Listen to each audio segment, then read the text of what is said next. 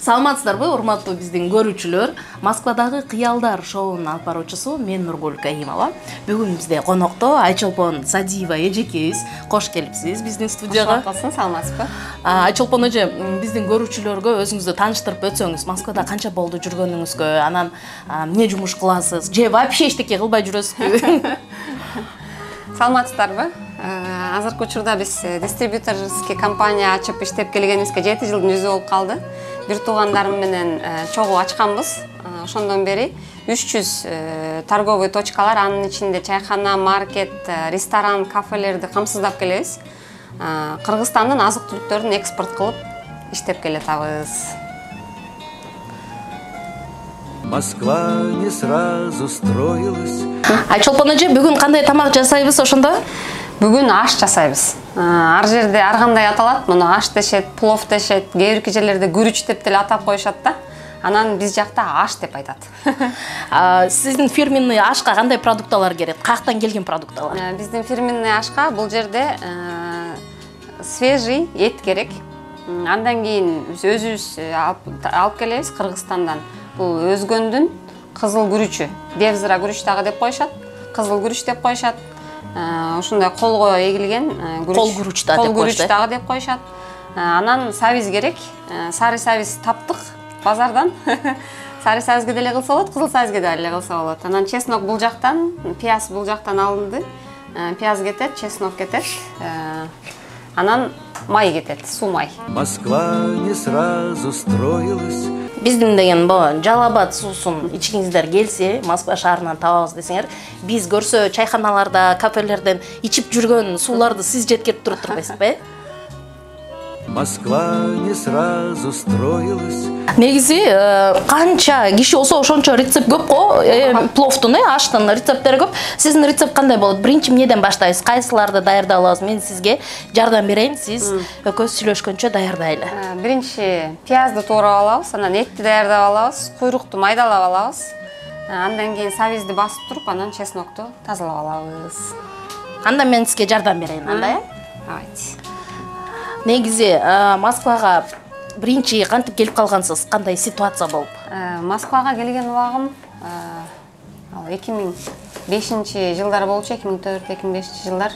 Ал маалда студент болчумун. Анан контрактты төлөй албай ата-энеме жардам берейин деп, жок деген өзүмдүн контрагымды өзүм төлөйм деп иштегени келгем.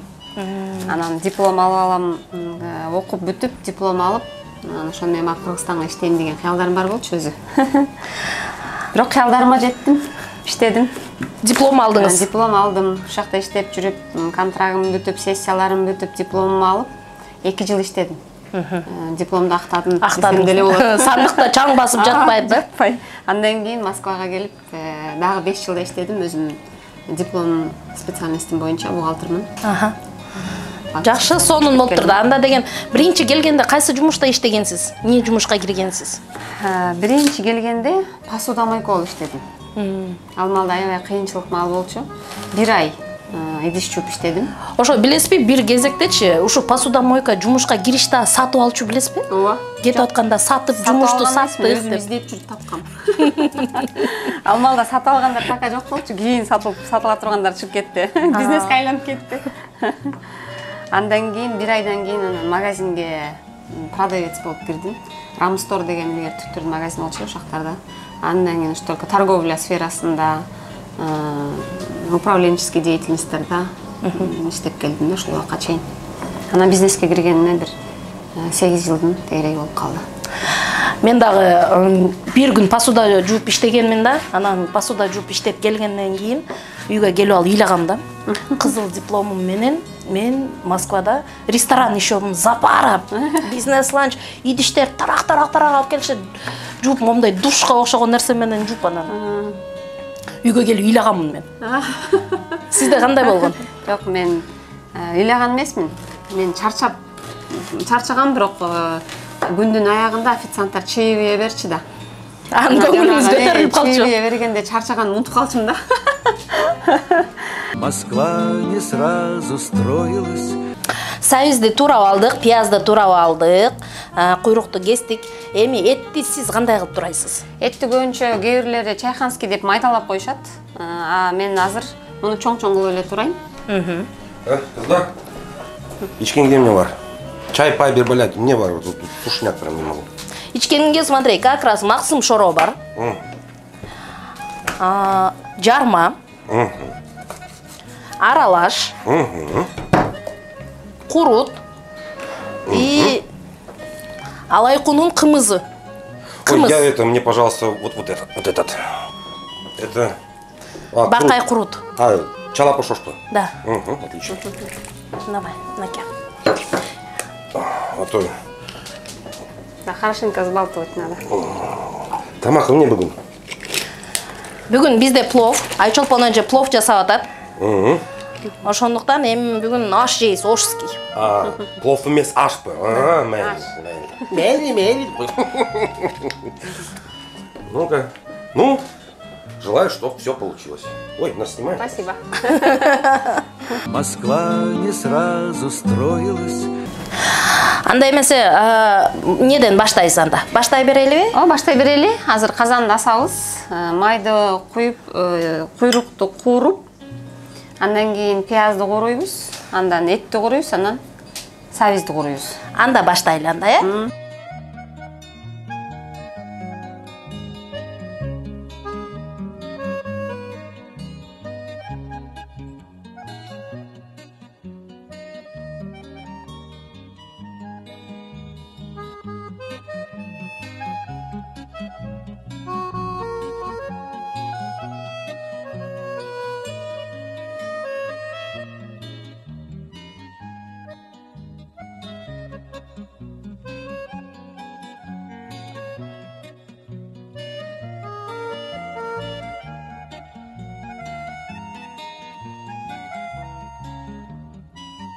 Москва не сразу строилась.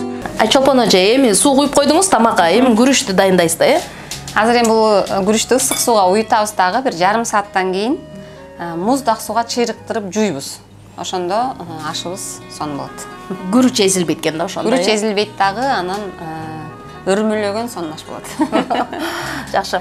Айчолпон ушу Москвага келгендегичи мындай кайгылуу, жүрөк ооруй турган бир ситуация эсиңизде болсо айтып өтпөйсүзбү? Бул эми мен жумушка байланыштуу бир ситуацияны айтып берейин. Эми жүрөк ооруй турган мындай кайгырып, кайгырган убакыт болгон, эми прям жүрөк ооруй турган деле негизи болгон жок. Бирок ошол ситуацияны айтып берейин. Бул сууларды жүктөп бир фурага. Анан таможняга келгенде документтери туура эмес болуп, Россия өткөрбөй койду да. Кыргызстандан бир фура сууларды өткөрбөй койду.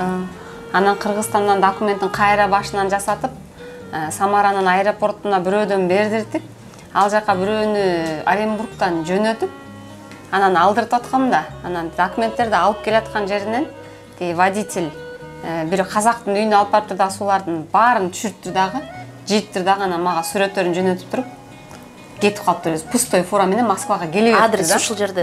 Адрести берип, тиги казактын номерин берип койду магачы. Тиге чалам албайт, жазам. Эртең менен таң атканга чейин уктаган жокмун, баягы переживать этип атам да аякта.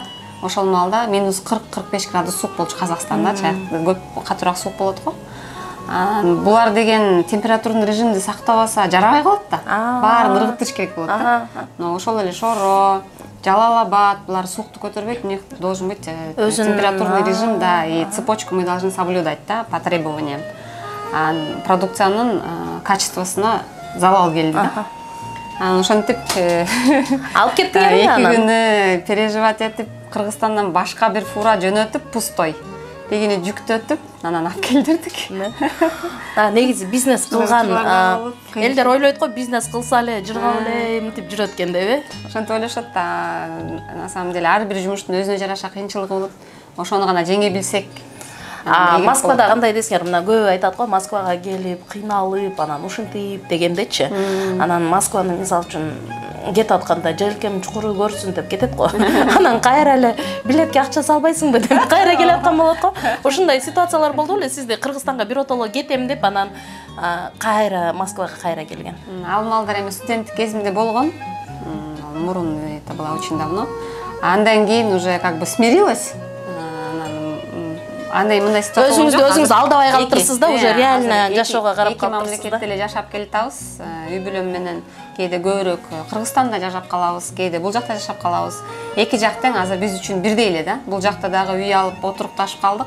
Кыргызстанда дагы үйлөрүбүз бар, аякта деле отурукташып калдык. Тууган урук бар дегендей. Биякта дос-жар бар, тааныштар, ошентип ошо эки мамлекетте жашап келатабыз. Өмүрүбүз өтүп. Москва не сразу строилась. Күрүчкө эми ушул ысык сууну коюп уютабыз. Күрүчкөмө турган кылып. Ушинтип жарым саат коюп коебуз. Эми кайгылуу окуялардан айтып бердим. Күлкүлүү окуяларды айтып берейин. Москвада болгон көп күндөр өттү. Квартирада көп киши жашаган учурларыбыз болду ошол жерде. Живой анекдот. Живой анекдоттор. Анекдот китеп жасап алып чогултуп туруп. Бир күнү милиция келип, Алмалда милиция болчу да. Анан квартирада бир 10-12 киши жашайбыз, 2 комната болсо керек эле. Анан өзү снимать эткенбиз. Туугандарым бар, бейтааныштар деле бар. Анан бир үй бүлө семейная пара бар эле. Анан бир күнү жанагыларды саат 2-3кө чейин аны спорить этип, муну спорить этип атып, жанында болгон бир 8.000 9.000 акчам алып кетишти делерчи. Кетип анан баарын ойготуп салды да. Комнаталарга кирип, светтерин жандырып, ачып. Анан бир малда милицияны кетирип, эшикти жаап, баары суйкус ачылып кетти да. Кухняга кирип алып отурабыз. Чай ичип. Обсуждение кылып атабыз да. Анан эмнеге сен артыңы карап койгон жоксуң? Бир акыркы келген повар менен кошо кирип келиптир. Повар кечке чейин иштечи бир бала бар болчу. Жана жерде тиги урушуп атабыз. Эмне артыңы карабай келесиң депчи. Анан бир малда бирөөбүз жок да. Жанагынын аялы жок. Жана баланын аялы жок жанындачы. Таппайсыңар. Анан мен аялым кана деп издеп атат. Комнаталарды кирип карап атабыз, жок. Менин комнатамды киребиз, жок. Туалетти карайбыз, ваннаны карайбыз, жок. Анан түшүнбөйбүз. Милиция алып кетти. Жок, мен аларды өзүм чыгарып, өзүм эшик чаптым деп атам да. Мен актанып атам. Кантип каяка кетип калды? Магазинге кетти. Саат 3-тө эмне кылат магазинге барып деп атабыз да. Анан бир малда комнаталарды кирип, шкафтарды карай баштадык. Шкафта отурат кирсек. Ал көрсө милиция келгенде эле эшиктен мен сүйлөп баштаганымда эле милиция келсе өлө коркуп болчу да. Анан кириптир дагы шкафка кирип отуруп алыптыр да. Живой анекдот. Анан биз деген кухняга кирип алып обсуждение кылып атсак, пока кете элек экен деп отуруп шкафта. Караңгыда көз алаят ачсак шкафты. Ошондой учурлар болду жашада. Бизде бир жолу ушундай милициялар үйгө келгенде биз бир кызды төшөккө кошуп туруп, одеялга ороп туруп жип койгонбуз да. Төшөктөргөчү. Документи жок болчу, анан кийин биз пока ошенткиче квартиранттар бирөөсү ошо сообразительный окшойт да, кирип бизде ошо жок. Төшөккө мындай одеялга ороп туруп, төшөктүн үстүнө жип отурубуз. Комментарийге өзүңөрдүн кызыктуу историяңар болсо жазсаңыздар болот. Сөз түрдө маани берилип, ошол история өтө кызыктуу болсо эфирден айтабыз.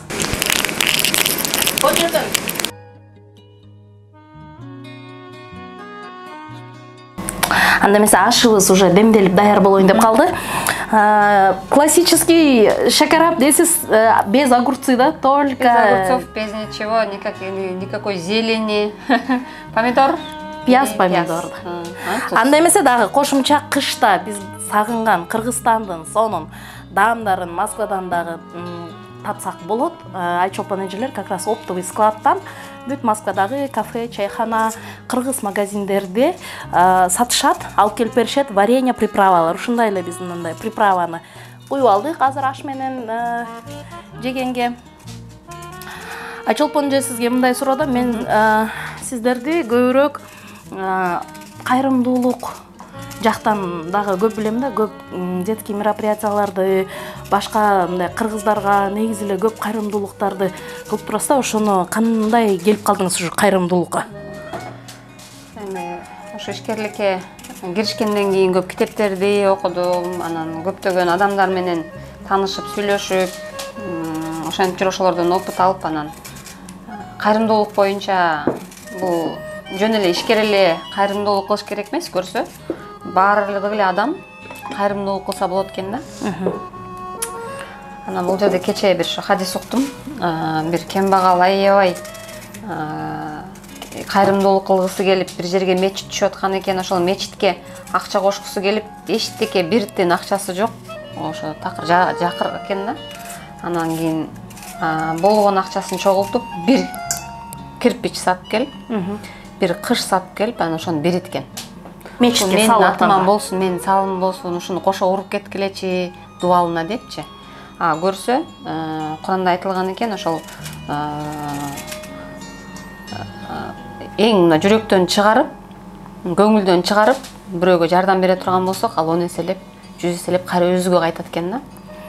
Анан бул жерде ошол килеген бир мечитти салып койгон менен ошол бир кирпич алып келген адамдын сообу көбүрөөк болуп калышы мүмкүн экен да. Алла Таала эми ар кандай ар кимибизге сооп жазат экен. Ошон үчүн кайрымдуулук бул ар бирибиздин мындайча айтканда милдетибиз болуп эсептелет экен дагы. Анан аракет кылам мүмкүн болушунча ошол колдон келген нерсени аябай берген. Анан ар кандай түрдөгү жардамдар акчалай эле эмес, кээде колдон келген кызмат керек болуп калса кызмат, акчалай болгондо акчалай берип турабыз, сөзсүз бөлүп турабыз бир определенный частын ишкерлигибизден делечи. Азыркы учурда биз Айчолпон эже экөөбүз Москва шаарында бул 1,5 жылдан почти 2 жылга баратат деловой завтрактарды уюштуруп келебиз. Экөөбүздүн ишибиз жөнүндө да айта кетейин. Ошо Москвадагы ишкер айымдарды чогултуп, таанышып, себеби Москва чоң да, бири-бирин тааныбай ушундай ишкерлик кылып жүргөн айымдарыбыз өтө көп. Ошолорду биз бир айда бирден деловой завтрак өткөрүп турабыз. Ошол жерде Айчолпон эже ошо башынан баштап идеяны бөлүшүп, анан чогуу айымдарды чогултайлы, связь менен алмашабыз, бухгалтерский, юридический вопросторду, жана өзүңүз айттыңыз го, бухгалтерлик бүткөнмүн депчи. Негизи ушундай юридический жактан суроолор көп жаралат да. Биздин кыргыз кыздар иштегендер өзүнүн атына оформление кылбай, башка бирөөлөрдүн, орустардын атына ишкерлердин документациясын атынан иштейт го. Ошолорду чакырып, мисалы үчүн белый бизнес кылгыла, налогду как положено төлөп, анын эч кандай мындай коркунучтуу жери жок деп дагы ушундай пропаганда деп айтсам болот. Ушул жөнүндө дагы көп айтат Айчолпон эже. Ошол деловой завтрактардын кандай пайдасы дагы бар дейсиз?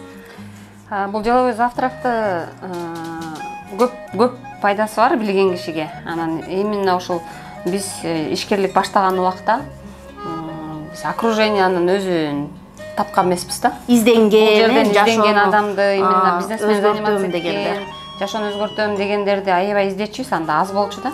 Азыр деген эми Кудайга шүгүр, тегерек четибиз баары эле ишкерлик менен иштейин, бир нерсе кылайын, алдыга жылайын, умтулайын деген эле киши. Анан бул бир жерде бир жеңден билек чыгарып иш кыла турган болсок, көп эле нерсени четсе болот да. Ошол эле консультация жагынан нетворкинг деп коет азыркы жаңы тил менен. Бул жерде бирибиз менен таанышкан башка, анан онлайн жолуккан, онлайн сүйлөшкөн бул башка. Азыр ошол мындайча айтканда тренд да. Азыр көп айтат да. Сиз менен жолугайлы, Айчолпон эже менен жолугайлы, сүйлөшүп отурайлы дегенде мен айтам да, пожалуйста, деловой завтракка келгиле. Айчолпон эже дагы келет, мен дагы келем, ошол жерден пикир алмашып, ушундай болсок болот. Негизи Айчолпон эже сиздин ошол идеяңыз жашоого багыл болгон көз карашыңыз жагат да, мындай алайын деп аракет, ой, андай жок да, кандай кылсам берсем, кандай жакшы сөз менен, совет менен, колуңузда келген жумуштар менен, акча болгондо акча маселесинен айымдарга көп жардам берип келип жүрөсүз. Ушундай позицияны негизи биз ар бир кыргызга сиңирип алган болсок, сонун болмок эле. Только давайте бергиле, мага ким берет деп отурбай, бири-бирибизге кандай кылсак беребиз деген ой жүгүртүү болсо, мен ойлойм, биз дагы да бир тепкичке Москвадан, негизи мындай, Москвада бизди биринчи таанып келгенде, мисалы, дворник, посудомойщица, уборщица деп тааныган да. Эми азыр биз кыргыздар чогултуп туруп, ошо негизи Москванын элине ишкерлик жагынан өзүбүздү көрсөтсөк, сонун болмок. Москва не сразу строилась. Салаттар даяр болду, шакарап даяр болду. Бул аджиканы салдык. Биз илгери Кыргызстандын тамактарын аябай сагынып, эч жактан таппай ушунчубуз да. Анан адеп эле бул Поезден салып бергиле деп бул билесизби? жакта деле жок эмес, бар. Бирок даамы биздикиндей эмес да. Анан азыр эми андай проблема деген жок. Бар жок Почти өзүбүздүкү бир 10дон ашык кыргыз магазин ачылып калды азыр уже, 10дон ашыкпы? 10дон ашык. 300. 300 кыргыз Чайхана, магазин. ресторан, маркеттер. Мен артта алып калыптырмын. Москва боюнча. И это не все. Силер жеткирген точкалары. Анда буркурай жытын эми камерадан айта албайбыз. Буркурай эле келип мага бересизби? Азыр эми